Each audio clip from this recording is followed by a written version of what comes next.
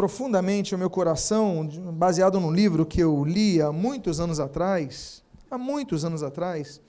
o livro de Bruce Wilkinson, chamado Oração de Jabez, e eu gostaria de trabalhar essa mensagem com os irmãos nesta noite, convidando a que você abra a sua Bíblia no livro das primeiras crônicas, o primeiro livro das crônicas, lembrando que todas as mensagens estão disponíveis no YouTube, no canal Nova Vida Tijuca, inclusive esta que está sendo transmitida ao vivo, e se você lembrar de alguém, se o Espírito de Deus colocar o nome de alguém no seu coração, ouvir essa mensagem, você possa entrar ali e compartilhar essa mensagem através dessa mídia social, ok?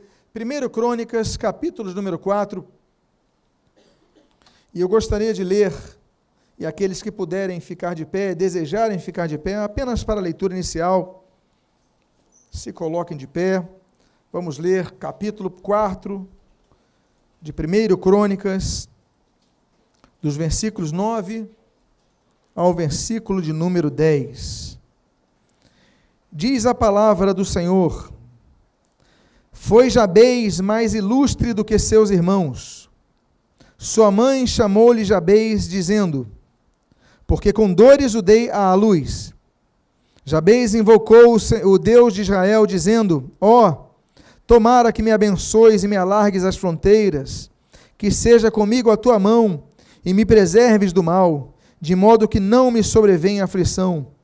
E Deus lhe concedeu o que lhe tinha pedido. Vamos orar. Pai amado, lemos a tua palavra e pedimos: Deus, fala conosco nesta noite, abençoa a nossa vida, fala o nosso coração, e o que nós pedimos, nós te agradecemos em nome de Jesus. Amém e amém. Os irmãos podem tomar os seus assentos. O primeiro livro de Crônicas tem 29 capítulos, tem 952 versículos. Na Bíblia hebraica se trata apenas de um livro de crônicas. Assim como 1º e 2º Samuel e 1º e 2º Reis, na Bíblia hebraica é apenas o livro de crônicas de Samuel e de Reis. São livros, inclusive, semelhantes, apesar que, e todos falam dos feitos reais, apesar que o livro de Samuel e o livro de Reis, os livros de Samuel e os livros de Reis, eles tratam mais sobre o trono de Davi, e esse livro que nós estamos lendo de crônicas, ele fala mais a respeito do templo que Davi há de construir para Israel. É um livro muito interessante nesses 29 capítulos, que a sua primeira parte, os seus 9 primeiros capítulos, só tratam de genealogias. São cerca de 500 nomes, várias genealogias. Aí no capítulo 10, nós começamos a ver o reinado de Davi, 10, o 11 e o 12. No capítulo 13 em diante, nós vemos falando, por exemplo, sobre a arca do Senhor. Nós vemos depois falando sobre a aliança davídica, capítulo 17 até o capítulo 21. Depois nós temos falando do capítulo 22 em diante, falando sobre o templo, falando sobre a morte de Davi. É um livro, então, de crônicas, é um livro de registros. Mas é muito interessante notar que, se nós repararmos, esse texto é um texto que nos parece ser uma interpolação. Quando nós lemos, nós achamos algo diferente. Porque, como eu falei para vocês, estamos aqui no capítulo 4, os 9 primeiros capítulos falam sobre genealogias. Eu vou dar um exemplo para vocês. E outra coisa, por que nos salta esse nome no meio das genealogias? Porque o texto bíblico diz: foi Jabez mais ilustre do que seus irmãos. Por que ele foi mais ilustre? Por que Jabez, se fosse com S, nós pronunciaríamos Jabes, ok? Com E com Z, pronunciamos Jabez. Mas por que Jabez foi mais ilustre que seus irmãos? Algo ele tinha? Não, a Bíblia não diz que ele tinha algo diferente. A Bíblia não fala sobre a capacidade intelectual que ele tinha.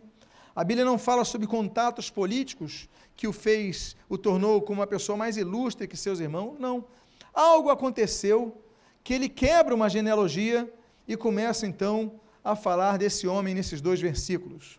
Jabez não foi lembrado pelo que ele fez. Nota bene, Jabez, ele foi lembrado pela forma que ele orou e pelo que aconteceu depois que ele orou. Pois bem, veja só um exemplo. Eu vou citar aqui 3 versículos anteriores nessa leva de genealogias, para que você tenha uma ideia da exceção que são esses versículos que nós lemos. Diz assim o versículo 6 a 8: Naara deu à luz a Uzão, a Éfer, a Temeni, a Astari, e estes foram os filhos de Naara. Os filhos de Ela, Zerete, Izar e Etinã. Cós gerou a Anube e a Zobeba, e foi pai das famílias de Arel, filho de Arum. Genealogias. Aí depois nós lemos esse texto, foi Jabez mais ilustre do que os seus irmãos, sua mãe chamou-lhe Jabez, dizendo, porque com dores dei à luz. Jabez invocou o nome de Deus de Israel, o Deus de Israel, dizendo, tomara que me abençoes, me alargues as fronteiras, que seja comigo a tua mão, me preserves do mal, de modo que não me sobrevenha a aflição, e Deus lhe concebeu o que tinha pedido. Aí depois disso, que quebra um relatório nesse capítulo de 44 nomes, o texto seguinte continua a relação. Olha só, Quelube, irmão de Suá, gerou a Meir, e este é o pai de Estom. Estom gerou a Bet-Rafá, a Pazéia, a Teína, pai de Ir-Naás, e esses foram os homens de Reca. Os filhos de Quenus foram Otniel, Seraías, e o filho de Otniel, Atate. Ou seja, nomes. Fulano gerou a Cicrano, fulano foi pai de Cicrano, fulano foi mãe de Cicrano. 9 capítulos falando disso. Mas no meio deles, a Bíblia dá uma pausa e fala, foi Jabez mais ilustre que seus irmãos. O que esse homem fez? O que aconteceu para ele quebrar esse relatório? Havia algo especial nesse homem. É como se o Espírito Santo falasse, olha, vamos parar um pouquinho para prestar atenção sobre esse homem. Pouco se fala sobre esse homem, mas é um homem que faz uma oração. É uma frase dividida em 4 pedidos. E nós queremos compartilhar esses pedidos com os amados irmãos nesta noite. E o primeiro pedido que esse homem faz está no versículo número 10. Ele diz assim, tomara que me abençoes. O termo tomara, em hebraico, é im. Im é uma cláusula condicional, que pode, por exemplo, ser muito bem traduzida como, por exemplo, quando me abençoares, ou ao me abençoares. As versões, as traduções, vão, através das suas comissões hermenêuticas, vão definindo o termo. Mas o fato é que o primeiro pedido desse homem é, quando me abençoares, Deus, que me abençoes, me abençoa, Deus, eu preciso da tua bênção. O primeiro pedido desse homem. Esse homem surge, faz 4 pedidos, a Bíblia diz que é mais ilustre que seus irmãos, e some. Só que esse homem, que é um homem tão grande, tão especial, mais ilustre que seus irmãos, ele começa com uma desvantagem na sua vida. A desvantagem na sua vida começa com o seu nascimento. Diz o versículo 9, no final dele, que nós lemos, o seguinte, sua mãe chamou-lhe Jabez. Em hebraico você está vendo aí, Iabetz, e dizendo, porque com dores o dei à luz. Iabetz, em hebraico, significa dores, dor. Eu imagino a falta de sensibilidade dessa mãe ao dar o nome do filho de dores.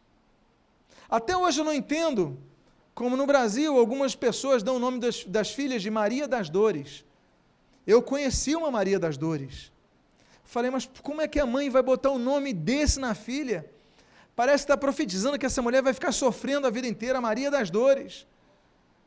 Amados irmãos, esse homem não tem nenhuma Maria na frente, é só dores. E Iabetz, ele começa com uma desvantagem. Há nomes na Bíblia que, claro, não configuram maldição, nós sabemos. A Bíblia diz, por exemplo, em Provérbios 26, que a maldição sem causa, ela não acontece na vida do crente, nós somos protegidos, o sangue de Jesus nos protege. Mas quando nós consideramos que a maldição sem causa nos afeta, mas tem a maldição com causa, mas não é o nosso caso, estamos protegidos, cobertos pelo nosso Senhor, o nosso vigia, aquele que nos guarda. Mas o fato é que, por exemplo, nós temos os filhos de Noemi, por exemplo, que são chamados de doente e fraco, Milon Quilion. Como a mãe coloca o nome do doente e o fraco, e os dois morrem cedo. Nós temos, por exemplo, Jacó, o suplantador. aquele que tenta tirar vantagens. E você vai ver na vida de Jacó a mesma coisa, um sujeito que se aproveita até da fome do irmão ali, o Esaú, em Gênesis 25, para tentar conseguir vantagem, engana o próprio pai que está meio cego, então ele se faz como se fosse Esaú. É um enganador, é um suplantador, mas Deus o abençoou ainda assim. Deus é um Deus de graça, concede misericórdia. Essa mãe, ela coloca o nome do filho de Dores, porque ela sentiu dores. Ela não estava preocupada com o bullying que o filho ia ter, ser chamado de Dores, com as provocações dos amigos, com o que isso podia inferir na mente dele. Meu nome é Dores. Será que eu nasci para viver de dores? Eu quero dizer uma coisa para vocês. Apesar das perspectivas que podiam ser negativas por um homem que nasce com o nome de Dores, a mãe não tem sensibilidade para com ele, para botar o nome desse homem. Ele muda a sua história. Muitos de nós tivemos desvantagens, perspectivas negativas. Muitos aqui não tinham reconhecimento de um pai, de uma mãe, um apoio paterno, um apoio materno. Não tiveram aqui incentivos. Só tiveram palavras negativas, desencorajamento. Não estou falando de preocupação paternal, não é isso. Aquela preocupação que busca o melhor para o filho. Eu estou falando palavras só para botar para baixo. Pessoas que não são amadas. Maridos que não são amados pelas esposas, esposas que são amadas pelo marido. Vidas que vão se carregando, andando. Desvantagens, desvantagens, desvantagens. Jabez podia falar, realmente eu sou homem de dores. Eu vou ficar no meu canto. Olha, eu nasci assim, eu cresci assim, eu vou morrer assim. O nome dele não é Gabriela, não. O nome dele é Jabez. O fato é, meus amados irmãos, que esse homem, ele pode ter desvantagem, mas a primeira oração dele é falar assim, Deus, eu não aceito isso. A primeira oração que ele faz é que me abençoes. Eu posso ter nascido com o nome de Dores, mas que me abençoes. Eu posso ter nascido pobre, mas que me abençoes. Eu posso, na minha infância, não ter me alfabetizado, tenho desvantagem no mercado de trabalho, mas que me abençoes. Então, a primeira postura que nós devemos ter, diante das adversidades, diante das situações difíceis que nos são impostas, é nós não aceitarmos. Olha, o ano foi difícil para muitos, foi, mas Deus, que me abençoes. Eu tive problemas na minha família? Tive, mas Deus, que me abençoes. Eu tive problema na minha vida financeira? Tive, mas Deus, eu não desisto, que me abençoes. Então nós temos que adentrar numa nova esfera de fé, porque se nós cremos que Deus é vivo, nós não somos como Nietzsche, que dizia que Deus está morto, Deus criou e abandonou a sua criação, não temos essa percepção, nós cremos que Deus é vivo, se preocupa e intervém para nos abençoar. Então nós devemos crer que bênçãos não foram feitas para serem jogadas fora. Ele descobriu uma saída, e Jabez descobriu que a saída era a oração. A oração é a saída. A oração é a primeira saída. Eu não tenho dinheiro, eu estou devendo pessoas, as pessoas não confiam em mim. Mas espera aí, eu tenho Deus, eu posso falar com Deus, eu vou clamar a Deus. A oração é a saída. Diga à pessoa que está do seu lado, a tua primeira saída é a oração. É falar com Deus. Bênçãos não foram feitas para serem jogadas fora. Hoje se vulgariza muito a palavra bênção. Existe uma expressão comum nos Estados Unidos, que a pessoa espirra, aí você fala assim, bless you, Deus te abençoe, e vulgariza-se a palavra bênção. Às vezes até pessoas que não têm uma vida com Deus. Outra vez eu ouvi um artista sumamente drogado, com uma vida moral totalmente desregrada, sem vida nenhuma com Deus. Ele, olha, eu espero que Deus te abençoe nesse ano. Como é que pode? Ele não tem vida com Deus, não tem nada lá dentro, a boca fala que está cheio o coração, o que tem no coração dele? É podridão, é uma vida errada, distante de Deus. Então que nós vulgarizamos a palavra bênção, mas bênção é algo que você pode conceder algo que é muito bom. Nós hoje pela manhã falamos sobre isso. Da mesma boca que procede bênção, pode proceder maldição. Da mesma árvore que pode produzir fruto mau, pode produzir um fruto bom. Nós devemos trabalhar o nosso interior para que o que a nossa boca exale, o que a nossa boca verbalize, o que a nossa boca passe para frente, surta efeitos daquilo que nós temos dentro de nós. é algo muito bom. Bênção é algo que enriquece. Eu acho interessante, no idioma espanhol, talvez a palavra bênção tenha uma percepção, nós temos uma percepção mais clara no espanhol do que no português, porque abençoar no espanhol é bendecir. Olha, bendecir, bem dizer, dizer bem a alguém, declarar algo bom, ou seja, bendecir, abençoar. É que o português perdeu um pouquinho isso. Nós temos que abençoar. E quando nós abençoamos, nós colocamos algo de riqueza para a pessoa que está do seu lado. A bênção enriquece, assim como Deus nos enriquece. A Bíblia diz, por exemplo, a bênção do Senhor, Provérbios capítulo 10, versículo 22. A bênção do Senhor enriquece, e com ela ele não traz desgosto. Deus, ele quer te abençoar. Deus, ele quer te enriquecer. Em que área, pastor? Em todas as áreas. O filho não vai pedir o pão, Deus não vai dar uma pedra, não vai dar não, ele vai dar algo bom para você. Ele quer o teu melhor. Ele é pai, Deus é pai. Às vezes o pai puxa a orelha. Às vezes o pai coloca de castigo, não é verdade, amados irmãos?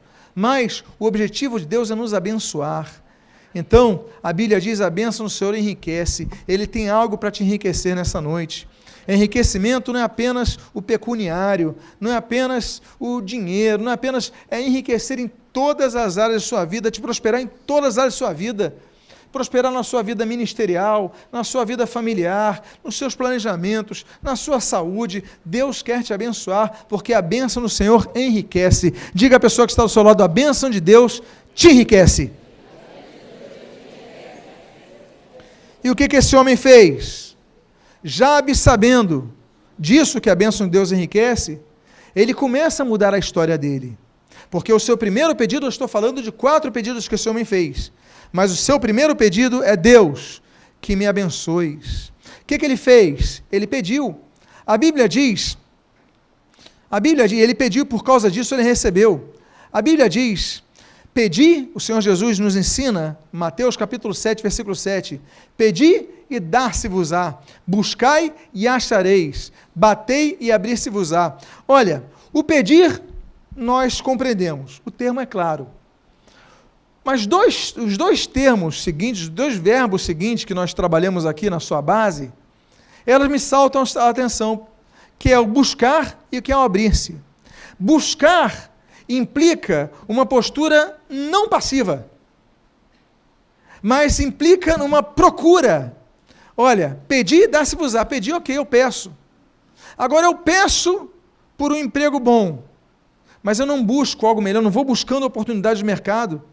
Então, peraí, há um complexo, uma formatação maior de responsabilidade. Eu tenho que pedir, mas eu tenho que buscar. Eu tenho que buscar oportunidades, eu tenho que estar atento, eu vou buscar, olha, são os pedidos de oração, eu peço a Deus sim, mas eu também busco. E bater e abrir-se-vos-á, o que significa esse bater? Insistir. Você bate na porta, a pessoa não atende, bate na porta, não atende, bate na porta, não atende. O Senhor Jesus falou, batei e abrir-se-vos-á. Ou seja, aquilo que ele fala em Lucas 18, nós devemos ser perseverantes, nós devemos ser pessoas que buscam a nossa bênção.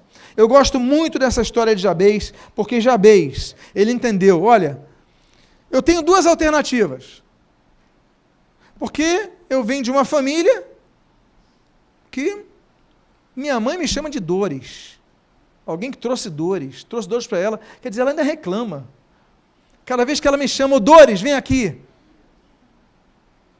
traz tristeza, fecha o ambiente, o garoto está todo feliz, volta para casa todo feliz, Dor, vem cá. Poxa, Jesus tem misericórdia. Você daria um nome para o seu filho assim? Dores, misericórdia. Esse homem cresce assim, mas ele fala, eu tenho uma saída, a primeira saída, pedir as bênçãos de Deus, buscar e bater. E outro texto que eu coloco aí é Tiago capítulo 4, versículo 2, que diz, nada tendes, porque não pedis. A Bíblia nos ensina que há coisas que nós não temos, o texto bíblico nos ensina, porque nós não pedimos. Estamos num culto tão especial, o culto no qual nós arvoramos a entrada de um novo ano. Novo ano, novos projetos, novas metas. Mas você está na casa do Senhor para quê? Em primeiro lugar, para adorá-lo. Nós viemos aqui para cultuar ao Senhor, por isso que o nome desse momento é culto. Cultuamos a Deus, nos oferecemos a Deus, adoramos ao Senhor.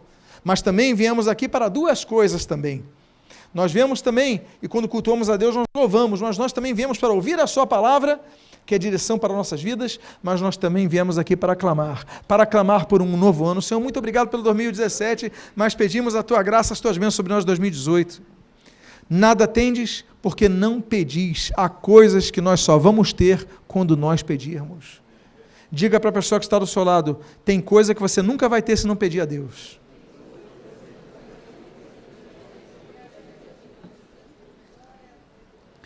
Agora faz a pergunta para a mesma pessoa, vamos pedir hoje? Eu vou pedir. O Senhor Jesus me ensina isso. O Senhor Jesus me incentiva a isso. O Senhor Jesus me orienta a isso. Por que eu vou desobedecê-lo? Eu vou pedir. Eu vou pedir. Nada tendes porque não pedis. Agora, existem dois tipos de cristãos extremados. E nós temos a perspectiva da natureza abençoadora de Deus. E os dois extremados, eles lutam, de certa forma, contra Deus, a perspectiva de Deus. Temos dois exemplos, o A e o B. Os dois tipos de crente extremado. Deixa eu voltar aqui. O A e o B. O cristão número A é o cristão que diz o seguinte, não, eu sou Jabez. Eu sou dor. Eu nasci em vantagem, eu nasci pobre, minha família não acredita em mim, eu sou isso, eu sou aquilo e tal, eu sou coitadinho. Então, Deus, muito obrigado, Senhor. Obrigado, para mim basta o céu. Você pode ser assim. Não exerce a sua fé, você aceita passivamente a situação ruim da tua vida e você pronto, só espera ir para o céu. Você pode ser, porque tem muito crente que é assim, passivo. Ele não compreende o que é exercício da fé, ele não luta, ele aceita. Ele aceita como se fosse um desígnio de Deus, que fosse um decreto sobre a sua vida. Se fosse assim, por exemplo, a Ana não teria filho, o Samuel. O Samuel, a Bíblia diz, em 1 Samuel capítulo número 1, o seguinte, Ana era estéril porque Deus a fizera assim, olha o decreto. Ela podia falar, Deus, tu me fizeste estéril, não vou ter filho, amém. Mas não, ela luta, ela insiste, ela persevera e Deus dá mais de um filho para ela, mais de um filho para ela. Por quê? Porque ela não foi passiva. Agora você pode ser passivo. O outro tipo de crente extremado é o oposto. É um outro tipo de crente passivo, que ele fala o seguinte, não, o que vier é lucro. Ele não ora, ele não busca, ele segue uma vida, ele vai no culto, carrega a Bíblia para o culto, volta para casa, não ora, não lê a Bíblia, não busca, não se consagra, não busca, não coloca alvos de fé. O que vier, veio. Ah, consegui um emprego melhor, ótimo. Não consegui, está tudo bem. Deixa a vida me levar. Só falta ele começar a cantar um pagode. Deixa a vida me levar. Está tudo bem. Ou seja, se conforma. Agora, você pode ser um outro tipo de cristão, como Jabez. Nós temos aí uma terceira alternativa, em 4 passos. O primeiro passo é você crer que Deus quer te abençoar mais.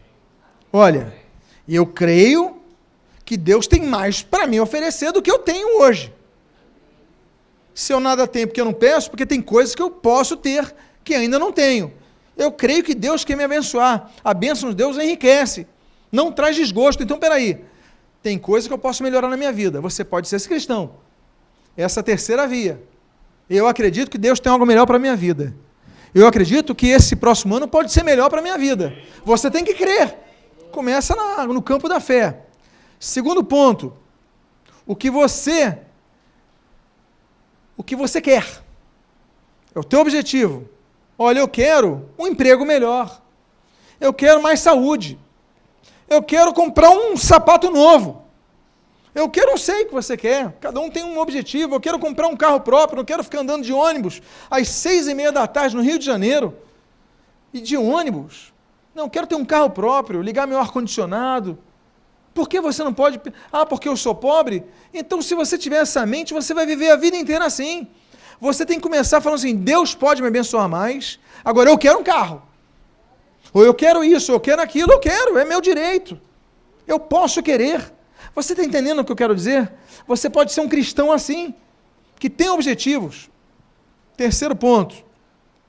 O que você tem feito para isso? Bom, se eu sei que Deus quer me abençoar, e eu quero ser mais abençoado em determinadas áreas da minha vida, ou em todas, enfim, o que eu tenho feito para isso?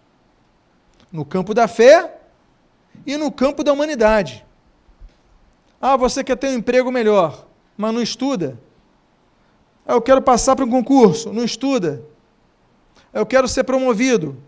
Aí as vagas começam, olha, as vagas aqui é só para tem curso de tal, curso desse, curso daquele, você não faz nenhum curso de aperfeiçoamento. Então, peraí, você também não está fazendo o teu papel. Você tem que orar, você tem que crer, mas você tem que lutar. Porque a fé nos faz lutar. A fé nos faz fazer um cursinho.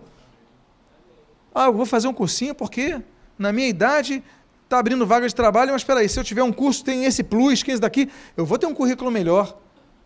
Então, você em primeiro lugar, pode ser esse cristão que crê que Deus tem mais para você, pode ser esse cristão que você quer algo, tem um objetivo de melhora na sua vida, você tem que ser um cristão que tem feito algo, tem lutado por algo. E quarto passo, como você tem pedido? Como você tem pedido? A Deus, para mim tanto faz, eu só quero ir para o céu. Ok. Deus, eu quero melhorar a minha família. Eu quero te pedir, na tua graça, tua misericórdia, você não está afrontando Deus, você está fazendo o teu direito de pedir. E Deus vai lá e te abençoa. Mas como você tem pedido? O Jabez nos salta a história, como homem que ele pede e começa a pedir, Deus, que me abençoes. Eu te peço, me abençoa, Deus. Eu preciso da tua bênção. E nós precisamos ser como Jabez. Esse é o primeiro pedido dele, que me abençoes. Há um segundo pedido de Jabez, e o segundo pedido está na continuação desse versículo, no versículo 10, que diz, e me alargues as fronteiras. O crescimento é esperado para todo mundo. Crescimento na vida espiritual, crescimento da igreja, crescimento é esperado. Existem 5 tipos de crescimentos. Existe o crescimento quantitativo, Atos capítulo 2, versículo 42. Existe o crescimento qualitativo, Atos capítulo 4. Existe o crescimento da santidade, Efésios capítulo 2. Existe o crescimento espiritual, Efésios capítulo 4, versículo 13. E existe o crescimento na graça e no conhecimento, 2 Pedro capítulo 3. 5 crescimentos são esperados ao cristão, no mínimo 5. Eu citei 5. Nós devemos crescer no conhecimento, na graça, na santidade, na espiritualidade, quantitativamente, qualitativamente, que devemos crescer. Quando se nasce uma criança, qual é o objetivo? Qual é o desejo do seu pai? É que ele continue bebê? Não, que ele cresça. Aí ele se torna adolescente, se torne jovem, se torne adulto, que ele cresça saudavelmente, com felicidade, com alegria, mas que ele cresça. Nós queremos que as pessoas cresçam, nossos filhos cresçam, se desenvolvam. Deus também espera isso de nós. A Bíblia diz, olha, não vos pude dar um alimento mais sólido, mas leite. Como é que eu posso ensinar coisas mais profundas se vocês continuam no leite? O apóstolo dos gentios, ele reclama de certa forma. Por quê? Porque tem gente que não quer crescer. Esse homem, quando ele ora esse segundo pedido de Jabez, ele faz o segundo pedido, ele diz assim, olha, me alargues as fronteiras. O que é que ele está dizendo? Deus, eu não nasci para ter só isso, não.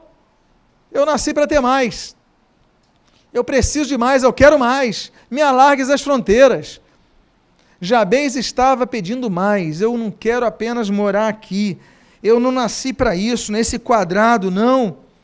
Eu quero mais, eu quero um espaço maior. A segunda oração de Jabez nos ensina que nós devemos lutar para crescer. Se você tem um negócio, procura ampliar o teu negócio, ter um segundo negócio. Tem 10 funcionários, procura ter 20 funcionários, não abriu uma empresa ainda, procura abrir. Eu não sei, tem tantas metas que você pode ter. O que você não pode ser é uma pessoa que vai entrar no ano, Deus tanto faz, tanto fez, o que me importa é ir para o céu, ok. Mas não, você pode lutar. Olha que nesse próximo ano me alargues as fronteiras. Você pode orar comigo assim? Você pode dizer assim, Deus, me alargues as fronteiras nesse próximo ano, em nome de Jesus. Diga à pessoa que está do seu lado, suas fronteiras vão ser alargadas. Nós devemos equacionar, fazer uma conta matemática. Porque eu gosto disso, que é um homem que ele não se conforma. Jabez é um homem que não se conforma, nota bene. No meio de uma genealogia de 500 nomes, no capítulo 4, depois de 44 nomes, surge essa história em 2 versículos e ele some da história. Um homem que tem um nome desvantajoso, que demonstra no mínimo insensibilidade de sua mãe para com ele, mas ainda assim, ele fala, eu não quero só isso não, me alargue a fronteira, Deus, me abençoe em primeiro lugar, preciso da tua bênção, agora me alarga as fronteiras. Nós temos uma matemática para conseguir ampliar o nosso território. A matemática da lógica humana é a seguinte, é simples, habilidades mais experiência mais treinamento mais personalidade mais o passado que você investiu no passado, estudos, etc e tal, mais contatos, relacionamentos, mais expectativas. É igual ao território que vai ser reservado para você. Esse é o caminho natural. Esse homem natural tem. Esse homem que se rega pelo raciocínio consegue. Ele junta habilidade, tem experiência, treina, tem uma personalidade boa para enfrentar a pressão e aguentar e não desistir e tudo mais. Você faz esse somatório, ele vai ampliar as fronteiras. Isso qualquer livro que você compre em alguma livraria, os 20 segredos do sucesso, qualquer coisa vai estar resumindo a isso. Agora, você pode ultrapassar a matemática racional e ir para a dimensão da fé. E quando nós vamos na equação da fé, inclui outros termos, os quais nós aqui citamos. A minha disposição e as minhas fraquezas. Porque muitas vezes nós temos fraquezas. E por termos fraquezas, pensamos que não vamos a lugar nenhum. Espera aí, mas eu vou juntar minhas fraquezas. A graça de Deus me basta. O poder de Deus se aperfeiçoa na minha fraqueza. Segundo, a minha vontade. Espera aí, eu quero ter algo melhor. Eu quero largar minha fronteira. Você tem que ter esse desejo no seu coração. Terceiro, minha fé. É o que nós estamos pregando hoje. É você entrar num ano com fé. Eu tenho fé. Depois, o que você vai fazer com essa fé? Você vai orar a Deus. Porque às vezes você tem fé e não ora ao Senhor. Jabez nos ensina, olha, eu quero que me abençoe, eu quero largar as fronteiras, mas o que ele faz? Ele pede a Deus. Aí, o último item da equação, o poder sobrenatural de Deus. Aí Deus fala, então tá bom, vou te abençoar. Começa a mover os céus, começa a mover a terra, começa a abrir as portas e daqui a pouco você está lá ampliando o seu território. Qual o caminho que você vai escolher para esse ano? Qual o caminho que você vai escolher para a sua vida? Jabez nos ensina, olha Deus, primeiro pedido, que me abençoes. Segundo pedido, que alargues as minhas fronteiras. Não podemos nos esquecer que o poder de Deus, ele se manifesta não apenas nas nossas vidas, mas também através das nossas vidas. Do que nós fazemos, Deus vai abençoando. Você está colocando a mão no arado, Deus está abençoando. Você semeou, olha, Deus vai abençoar aquela semente. É através de nossas vidas Deus quer nos abençoar. Bom, nós temos o terceiro pedido deste homem. Jabez faz um terceiro pedido. Você pode me lembrar qual é o primeiro pedido? Qual é o primeiro pedido? Qual é o segundo pedido de Jabez? Que alargues as minhas fronteiras. Quantos querem alargar as fronteiras nesse próximo ano? Amém. Isso é importante. Terceiro pedido, e olha que pedido bonito, que seja comigo a tua mão. Que bonito. A presença de Deus. A Bíblia fala da presença de Deus, começa a falar a Bíblia da presença de Deus, que Deus se manifestava ali com Adão no Éden, mas no capítulo 3 de Gênesis, fala que Adão e Eva procuraram fugir da presença de Deus. O capítulo 4 de Gênesis fala que Caim, depois de assassinar o seu irmão Abel, ele procurou fugir da presença de Deus. O capítulo 5 de Gênesis já fala de um homem que faz o percurso totalmente oposto, o Enoque. O Enoque andou com Deus, ele procurou a presença de Deus, andou com Deus e prosseguiu com Deus. No capítulo 17 de Gênesis, nós vemos Deus convidando Abraão para andar em sua presença. No livro de Salmos, capítulo número 114, a Bíblia diz que a terra treme diante da sua presença. É por isso que a Bíblia diz e faz a pergunta o salmista no Salmo de número 139, para onde me ausentarei do teu espírito? Para onde fugirei da tua face? Não temos para onde fugir, Deus está presente em todo local nós podemos orar e Ele nos ouvirá. Olha, Deus nos ouve na oração que nós fizermos aqui nesse local, Deus nos ouve. Estivemos ali nos muros de Jerusalém e Deus ali prometeu, em Crônicas mesmo, que ouviria toda oração que se fizesse naquele local, nós cremos nisso, mas ainda que nós estejamos numa ilha remota, ainda que nós estejamos aprisionados, ainda que nós estejamos no palácio, independentemente de onde nós estejamos, Deus nos ouvirá, Deus está ali com a sua destra para nos ouvir. Claro, 59 de Isaías, capítulo 59, versículo 2, fala que os nossos pecados fazem separação entre nós e nosso Deus, de modo que não nos ouça. Mas Zacarias, capítulo 1, versículo 3, diz assim, tornai-vos a mim e eu me tornarei a vós, como replica Tiago no capítulo 4, versículo 8. A Bíblia diz, então, quando nós nos achegamos a Deus, Deus se achega a nós. Nós devemos, então, fazer como esse homem. Mas eu acho bonito ele pedir isso, que seja comigo a tua mão. Por quê, meus amados irmãos? Porque muitas vezes, depois do sucesso de ampliar as fronteiras, nós caímos no desânimo. O sucesso muitas vezes representa o início de uma fase de tristeza na vida de pessoas. Você alcançou o teu ápice, você alcançou sucesso. Aí depois disso, você começa a ver e você começa a desanimar, as coisas começam a andar para trás, e você começa a perder o prumo, e você entra em depressão. Geralmente, a depressão, ela vai pegar pessoas que já tiveram algum sucesso, e ficam olhando para o passado, e ficam desejando a volta de um tempo que não vai voltar, e por causa disso, se lamentam, e por causa disso não saem do lugar, e vai passar um mês, vai passar um ano, vão passar 10 anos, vão passar 50 anos, e a pessoa vai continuar no mesmo local. Por quê? Porque ela passou por uma fase e se esqueceu de um detalhe. O detalhe é a síndrome da dependência de Deus. É muito interessante, porque muitas vezes nós falamos assim, Deus me estende as fronteiras, me amplia as fronteiras, amplifica as fronteiras, aí você cresce. Aí de repente você passa por uma fase difícil, você pensou que conquistou aquilo com o seu braço, e você esqueceu que o mesmo Deus, Ele está contigo e pode te abençoar e renovar. Você não pode perder a fé nisso. Existe o exemplo da dependência dos 3 escorregas. Uma criança de 5 anos de idade, ela estava no parquinho com seus pais, e tinha 3 escorregas no parquinho. E tem o primeiro escorrega pequeno, baixa altura.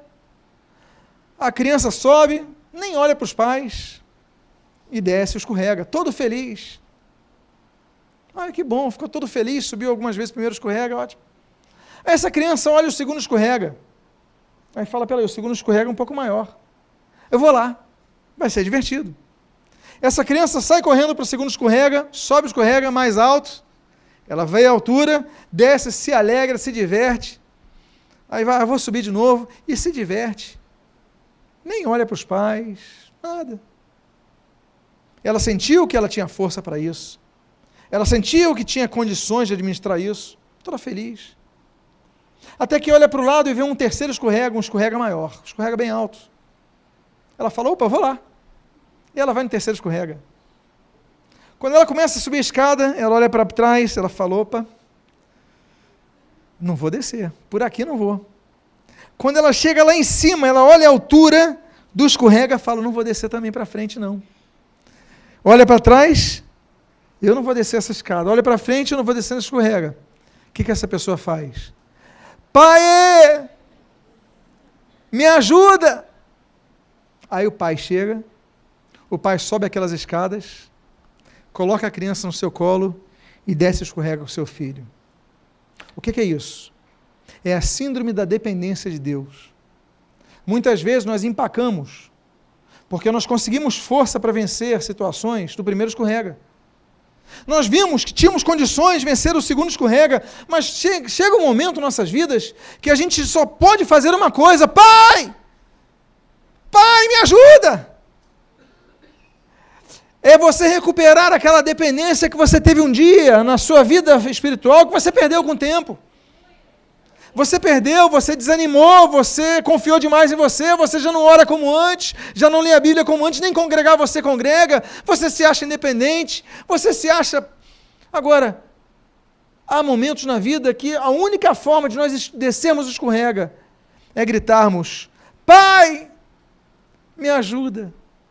Aí o pai sobe aquela escada, pega você no colo e desce com você. Aí quando desce com você, aí você sente um alívio, não é verdade? Esse é o nosso Deus. É interessante notar que o que eu acho bonito nesse pedido, não é o pedido pelo pedido, mas é a ordem do pedido. Ele pede para Deus estar com ele depois de pedir para Deus estender a fronteira. Depois dele pedir para Deus abençoar, ser bem-sucedido no que ele queria, no que ele desejava, agora eu sou bem-sucedido.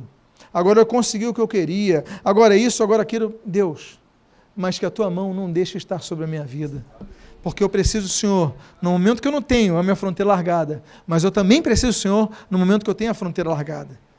Há muitas pessoas que quando conseguem um emprego, elas abandonam a Deus, deixam de congregar. Há pessoas que quando conseguem um propósito de oração, já não oram mais. Há pessoas que a riqueza e a prosperidade são a pior coisa que lhes aconteceu na vida.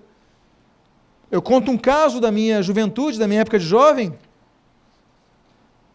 Nós íamos com o grupo da igreja para a praia, íamos de ônibus, o pessoal se encontrava, ia de ônibus para a praia, tudo normal, tudo certo.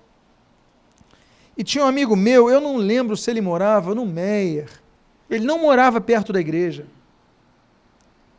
mas ele vinha de ônibus, soltava aqui na padaria da esquina, andava um pouquinho no local do outro templo que nós tínhamos, e ele começou a compartilhar com os amigos. Meus amigos, olha, orar para Deus me dar um carro. Ok, esse homem não faltava um culto, de manhã, domingo à noite, estava em todos os cultos. Ok. E nós começamos a orar para Deus dar um carro para ele. E nós oramos, olha, meses. Poxa, ele vinha de longe, vinha, não sei se era do Meier, Engenho Novo, não, mas vinha de lá, daquelas áreas, para Tijuca. Aí nós oramos, olha, Deus deu um carro para ele. Poxa, como nos alegramos. Parecia que era o nosso carro. A vitória dele foi a nossa. Ficamos muito felizes. Primeiro domingo do verão. Cadê o nosso irmão no culto da manhã? Mas chegou a noite, um camarão. Ok. Segundo domingo do verão. Cadê o irmão no culto da manhã? Não sumiu. À noite, parece o camarão. Terceiro, já não apareceu à noite. Dia de chuva ele aparecia. E tal. Finalizando essa história, o que foi bênção para a vida dele se tornou maldição para a vida dele. Porque ele começou a trocar as prioridades da vida dele. Ele trocou a igreja pela praia, porque tinha carro. Quando não tinha carro, ele buscava o Senhor, congregava. Há pessoas que quando estão desempregados, eles estão orando, clamando, jejuando pelo emprego, conseguem estabilidade financeira, não oram mais, não pedem mais, não têm mais fé. Entram um comodismo espiritual que é fatal para as suas vidas. Então, muitas vezes a gente não entende aquele texto de Deuteronômio, capítulo número 8, que Deus nos leva para o deserto, a fim de nos provar se verdadeiramente o amamos. Muitas vezes passamos por situações, não é porque Deus nos abandonou, é porque Deus nos ama. para fazer que nós firmemos na fé, e naquele momento que estejamos naquele escorrega bem alto, a gente, em vez de ficar parado, a gente clame ao Senhor. Eu preciso da tua ajuda. Ele pede depois de conseguir crescimento. Antes de nós chegarmos ao nosso limite, faça como Jabez. Eu acho muito bonito. A Bíblia não diz que ele já tinha recebido a resposta, mas ele pede o alargamento da fronteira e fala, mas que seja comigo a tua mão. Antes de você conseguir a resposta à sua oração, o seu pedido, você anotou o seu pedido, você vai orar por seu pedido, daqui a pouco nós vamos clamar pelo pedido, mais pelos pedidos, mas antes disso você possa orar assim, Deus, esteja comigo a tua mão. E o quarto e último pedido de Jabez. Esse quarto e último pedido de Jabez é um pedido fundamental para alguém que quer ter sucesso nos seus pedidos de oração. Ele encerra a sua oração dizendo, e me preserves do mal. Deus, todo sucesso, ele traz novos problemas. Traz mais desafios. Você vai contratar uma empresa, vai ter que pagar mais salários, vai ter funcionário reclamando, vai ter atraso. Se você não tivesse nada disso, ficasse na tua casa, você não teria problema. Mas se você quer empreender algo novo, você tem que lidar com os problemas. Novos problemas vão surgir. Ele quer alargamento da fronteira, vai ter maior quantidade de inimigos. Se ele tem 3 inimigos nesse espaço de terra, se ele tiver um espaço de terra 100 vezes maior, ele vai ter mais inimigos. É o processo natural, matemática, MMC. Agora, ele pede, Deus, me preserva do mal, porque ele sabe que enfrentaria o mal. A Bíblia diz para nós usarmos a armadura de Deus para que possamos resistir no dia mal. Aí a Bíblia diz, depois de obterdes a vitória, permanecereis inabaláveis. Mas espera aí, mas o dia mal vai vir. Todo mundo aqui passa ou passou pelo dia mal. Existe o dia mal para todo mundo. Mas Jabez se antecipou. Ele pede a bênção, Deus que me abençoes. Ele pede que Deus amplie, olha, que amplies a minha fronteira. Ele pede que esteja sobre mim a tua mão, mas me preserva do mal, que eu não precise passar pelo que eu estou vendo outros passando. Você pode pedir isso a Deus? Você pode pedir para Deus te preservar do mal? Diga à pessoa que está do seu lado que Deus te preserve do mal nesse ano. Agora, nós precisamos, para sermos preservados do mal, nós precisamos evitar a tentação. Porque a tentação, ela vem a todos. A tentação, ela é mencionada na Bíblia pela primeira vez no Jardim do Éden, junto a Eva. Gênesis capítulo 3, a tentação do poder, de poder ser como Deus. Nós temos uma tentação, como de Gênesis 25, que o sujeito está com fome, ele vai vender a primogenitura. É a tentação de ser suprido naquela necessidade, ele vende o que ele é caro. Ele não raciocina que o irmão dele não deixaria ele morrer de fome. Ele se desespera. E o desespero faz a gente não raciocinar muitas vezes. Nós temos a tentação dos olhos. Segundo Samuel capítulo 11, Davi olhou para aquele terraço, estava Batseba tomando banho. Aí nos lembramos de 1 João capítulo 2, versículo 16. A concupiscência dos olhos, a concupiscência da carne e a soberba. Ela é o tripé da tentação. Nós devemos evitar a tentação. Quem nos tenta? Mateus capítulo 7, capítulo 4, Lucas capítulo 4. O diabo nos tenta. Mas o Mateus capítulo 4 nos ensina como enfrentar a tentação. Primeiro, Jesus nos ensina não aceitando as propostas do diabo. Segundo, usando a palavra. Jesus enfrentou o diabo nas 3 ocasiões que são mencionadas as tentações. Jesus mencionou o seguinte, a frase, está escrito, porque escrito está. E Jesus então menciona a palavra. Nós temos que conhecer a palavra. É por isso que o Salmo 119 diz, olha, guardo no meu coração as tuas palavras para não pecar contra ti. A tua palavra nós temos que guardar no nosso coração, Senhor. e a gente não peca. A tentação, ela tem que ser combatida. Agora, nós vemos no texto que nós lemos, Deus me preserva do mal. Evita que eu entre em tentação. Nós podemos pedir a Deus que evitemos andar por caminhos tortuosos. Já contei essa história, vou repetir aqui. A rainha da Inglaterra tinha um cocheiro, seu motorista, muitos anos com o mesmo cocheiro, só que ele morre.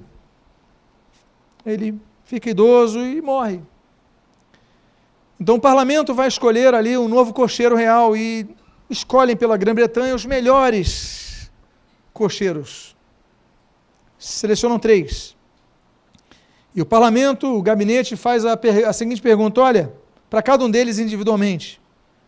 Tem uma curva no caminho lá para a Escócia, o palácio da rainha, onde ela descansa, que é muito perigosa, tem um precipício.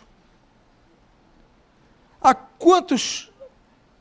quantos metros do precipício você garante a segurança da rainha? E o primeiro cocheiro, ele fala: olha, eu garanto a segurança da rainha, estando a 1 metro de distância do precipício, eu garanto que o carro não cai. Ok, muito obrigado. Aí ele chama o próximo cocheiro. Aí o próximo cocheiro fala assim: não, eu garanto a segurança da rainha se eu estiver a 20 centímetros do precipício, eu garanto que ela não cai. Poxa, ficamos impressionados. Uau! Muito obrigado, obrigado. E chamaram o terceiro cocheiro. E o terceiro cocheiro falou: eu garanto a segurança da rainha se eu estiver a 1 milímetro do precipício. Eu garanto que nossa carruagem não cai. Teve gente que até aplaudiu nessa hora. Falou: magnífico, colossal. Se reuniram para debater. E quem escolheram para ser o cocheiro da rainha? O que garantia a segurança dela a 1 metro. Porque eles falaram o seguinte: não, nós não podemos arriscar a confiança na habilidade dessa pessoa, que se ela falhar, nossa rainha morre. Vamos garantir o que se assegura com 1 metro de distância. O que é isso? Isso é a tentação. A tentação, você se garante a 1 metro, se garante a 20 centímetros, se garante a meio milímetro. E quando você vê, você já caiu. Então nós não devemos nos aproximar da tentação. Nós devemos manter distância da tentação. Eu ensino para os meus alunos da escola de líderes, teremos alguns candidatos esse ano aqui. Olha, hoje em dia, o e-mail e a rede social são meios de contato invasivos. E se eu falo para os homens, olha, se alguma irmã da igreja mandar um e-mail que tem alguma coisa que não seja algo muito frio, pontual e com uma distância à sua função pastoral, você fala o seguinte: olha, eu vou te responder pessoalmente no domingo. E quando a pessoa chegar, esteja com a sua esposa para responder essa outra pessoa. Por quê? Porque o contato é muito próximo. Aí dá uma risadinha no e-mail, aí conta uma piadinha, aí conta outra, e vai nessa intimidade, daqui a pouco você vê, você já está próximo, sentimentalmente próximo. Você vê e já não tem forças. A tentação é assim. A tentação é sutil, ela não começa de repente, ela vai aos poucos. Então, Jesus nos dá uma instrução muito importante. O Senhor Jesus, nós devemos entender o seguinte, que o sucesso vai trazer tentações. Olha, tem muita gente, como eu falei para vocês, naquele caso do meu amigo, ele foi tentado quando obteve sucesso no seu carro. Tem pessoas que quando prosperam, esquecem a igreja, esquecem a Deus. Ofertavam, dizimavam, cantavam, congregavam, não fazem mais nada disso. Por quê? Porque agora são ricos, porque têm dinheiro, porque agora têm status. Mas a maioria dos cristãos, ela pede forças, e nós podemos mudar isso, para enfrentar a tentação. Nossas orações, elas são para suportar a tentação. Mas o Senhor Jesus nos ensinou o seguinte: orai, Lucas 22, 40, para que não entreis em tentação. E o Senhor Jesus ensina em Mateus capítulo 6, versículo 13, e não nos deixes cair em tentação, mas livra-nos do mal. A oração de Jabez: Senhor, me preserva do mal, me livra do mal. Antes do sucesso, você já tem que ter uma base. Eu creio que Deus vai abençoar muitas pessoas aqui. Ele vai abençoar todos. Mas nos projetos que você tem, eu creio que Ele vai responder muitos dos projetos que estão aqui. Mas entenda essa oração que Jabez faz, que na verdade modula de maneira afirmativamente, de maneira antecipada, a oração de Jesus, o ensino de Jesus. Olha, que a gente nem precisa entrar em tentação, mas nos livra do mal. Nos livra do mal. Vamos evitar o confronto. Jabez pediu, ele foi sábio. Consequência. A Bíblia diz, foi Jabez mais ilustre que seus irmãos. Qual era a habilidade de Jabez? Não sei. Ele era alto, era baixo? Não sei. Ele tinha uma voz boa? Não sei. Ele era bom de matemática? Não sei. Era bom do arco? Era bom da espada? Não sei. Mas a Bíblia diz que ele foi mais ilustre que seus irmãos. Nós falamos de uma relação de 9 capítulos com 500 nomes. No capítulo 4, depois de 44 nomes, a Bíblia para e fala sobre isso e fala que ele foi mais ilustre que seus irmãos. E cadê os outros? Não sabemos nada dos outros. Mas Jabez nós sabemos que ele foi mais ilustre que seus irmãos. Por quê? Não pelas suas habilidades, mas pela oração que ele fez, pela fé que ele demonstrou ter. A oração pode mudar todas as coisas. A sua oração pode mudar todas as coisas. E se eu falei da consequência, eu quero falar da conclusão dessa mensagem. E a conclusão está no versículo número 10, no seu final. E Deus lhe concedeu o que ele tinha?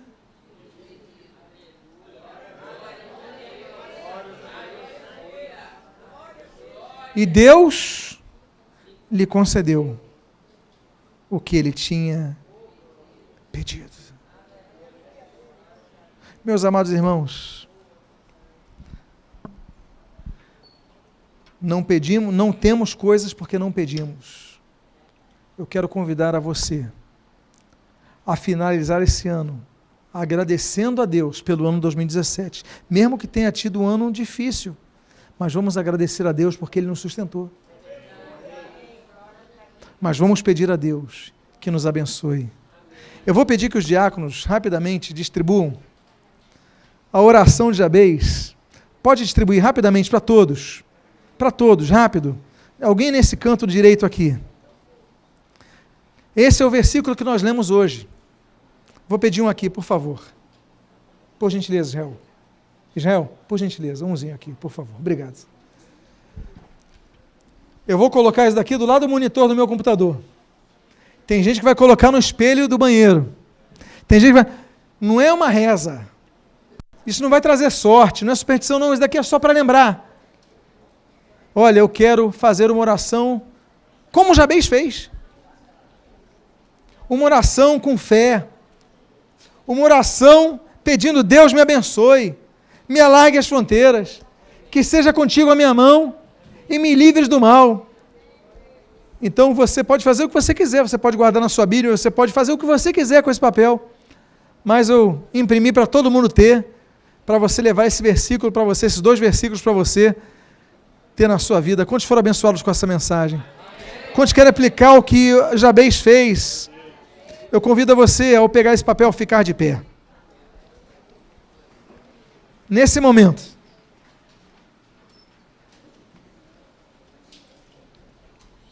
faltam 13 minutos para o ano de 2018. As crianças estão aí? Pode chamar rapidamente as crianças para ficarem com as suas famílias. Nós vamos orar. Nós vamos dedicar esses 10 últimos minutos do ano agradecendo a Deus, mas pedindo a Deus. Pedindo por um ano melhor. Agradecemos a Deus por 2017. Não estamos reclamando, mas nós estamos pedindo. E o Senhor já nos ensinou isso. Quantos estão dispostos a isso? Isso, as crianças podem entrar, os pais podem entrar.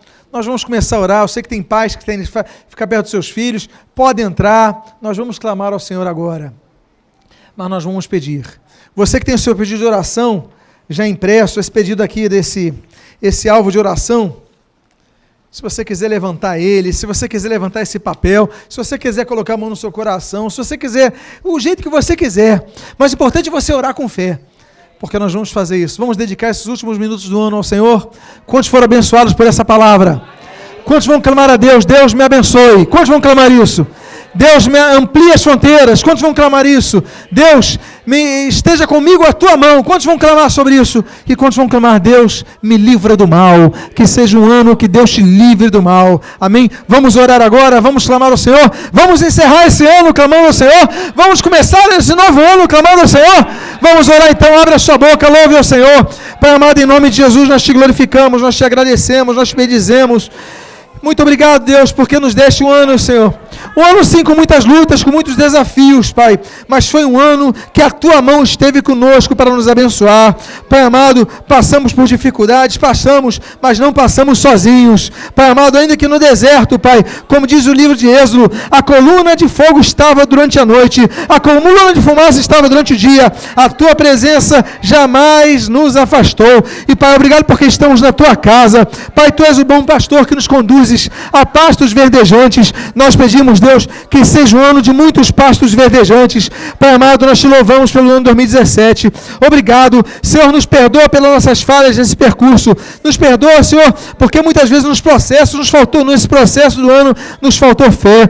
Muitas vezes nos faltou dobrar os nossos joelhos, orar a Ti, clamar a Ti. Senhor, mas nós temos um Deus que é misericordioso, um Deus que é bondoso, um Deus que é maravilhoso. E Pai amado, nós agora te agradecemos e te dizemos muito obrigado, porque a Tua mão esteve sobre nós, a Tua mão nunca esteve recolhida para nos abençoar, mas Pai amado, agora nesses 8 próximos minutos, nós vamos agora clamar. Nós começamos a clamar a oração, baseados na oração do Teu servo, que a Bíblia diz que foi mais ilustre que seus irmãos Jabez. Nós começamos a clamar dizendo, Deus, que nos abençoes. Deus, nós pedimos que nos abençoes, abençoe a nossa vida, que a Tua mão esteja estendida para nos abençoar, Senhor, quebrando, Senhor, toda maldição que não nos atinge pelo sangue de Jesus, mas, Senhor, nos abençoando com toda a sorte de bênçãos espirituais nas regiões celestes. Pai amado, derrama sobre nós as Tuas bênçãos estas que são, Senhor, resultantes do nosso pedido de oração,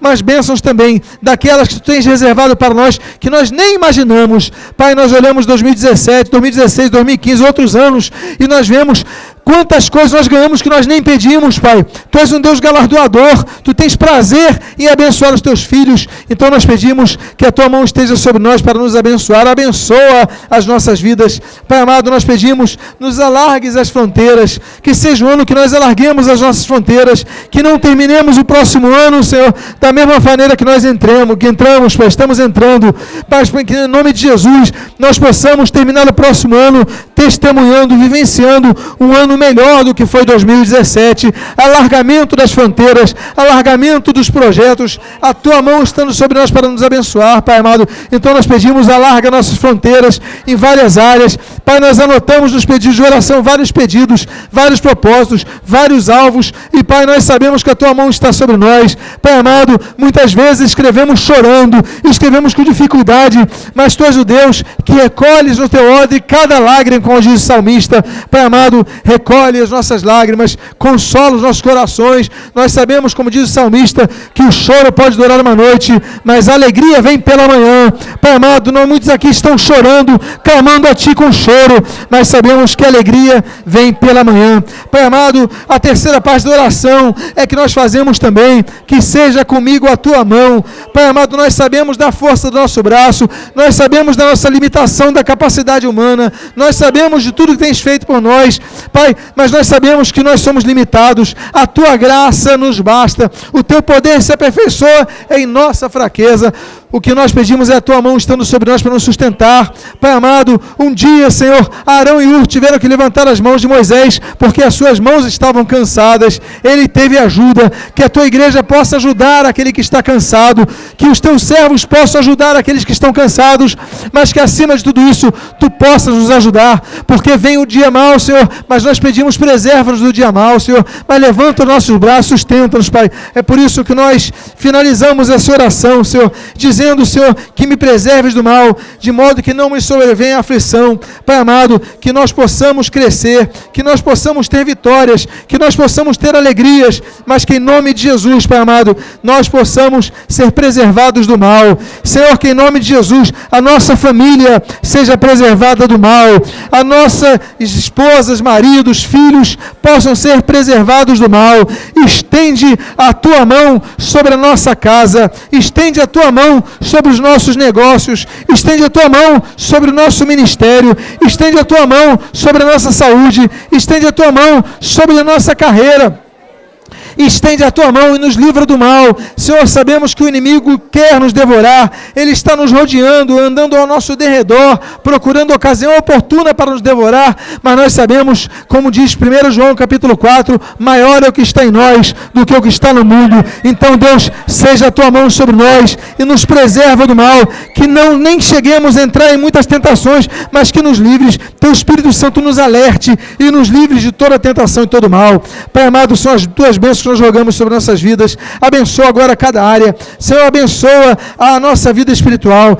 Abençoa, Deus, a nossa vida ministerial. Abençoa, Deus, a nossa vida sentimental. Abençoa, Deus, a nossa vida familiar. Abençoa, Deus, a nossa vida profissional. Abençoa, Deus, a nossa vida financeira. Abençoa, Deus, os nossos empreendimentos. Abençoa, Deus, a nossa saúde. Abençoa, Deus, a nossa carreira, a nossa profissão, nossos estudos. Abençoa, Deus, nossos relacionamentos. Pai, levanta homens e mulheres de fé ao nosso lado. Senhor, nossos propósitos são colocados diante de Ti.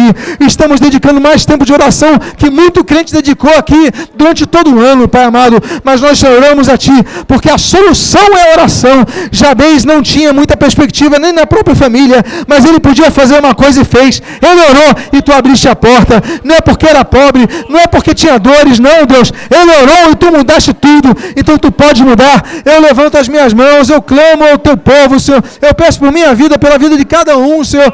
E eu peço em nome de Jesus, abençoa, fortalece, restaura, renova, amplifica, amplia, derrama a Tua graça sobre nós, abençoa as nossas vidas. Nós clamamos a Ti, nós Te agradecemos, nós Te glorificamos. Queremos terminar o ano dizendo: bendito seja o Senhor que nunca nos abandonou, bendito seja o Senhor que nunca nos desamparou, bendito seja o Senhor que sempre esteve conosco em todo momento. Abençoa-nos, Pai, abençoa-nos, Deus, abençoa-nos, Pai amado, em nome de Jesus pedimos a Tua graça sobre nós, em nome de Jesus Te agradecemos. Amém e amém. Aplauda o Senhor.